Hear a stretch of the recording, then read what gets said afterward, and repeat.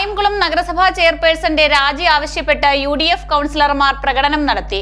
നഗരസഭാ കൗൺസിലിന്റെ അനുമതിയില്ലാതെ മാലിന്യ സംസ്കരണ വാഹനത്തിന് വഴിവിട്ട് 27 ലക്ഷം രൂപ മുൻകൂർ നൽകിയെന്നാരോപിച്ച് UDF കൗൺസിലർമാർ നടത്തിവരുന്ന സമരത്തിന്റെ തുടർച്ചയായാണ് പ്രകടനം നടത്തിയത്.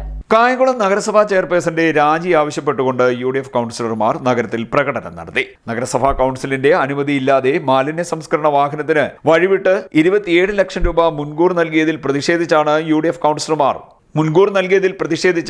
കൗൺസിലർമാർ നടത്തിവന്ന സമരത്തിന്റെ തുടർച്ചയായാണ് നഗരത്തിൽ പ്രകടനം നടത്തിയത്. ചെയർപേഴ്സൺ രാജിവെക്കുന്നതുവരെ ശക്തമായ സമരം തുടരുമെന്ന് UDF നേതാക്കൾ പറഞ്ഞു. ഗുരുതരമായ അഴിമതി ആരോപണമാണ് ഭരണപ്രതിപക്ഷ ഭേദമില്ലാതെ ചെയർപേഴ്സണെതിരെ ഉണ്ടായിരിക്കുന്നതെന്നും UDF കൗൺസിലർമാർ പറഞ്ഞു.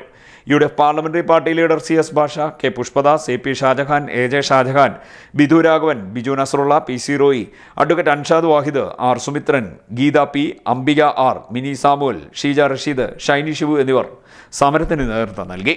CD news, Kayamkulam.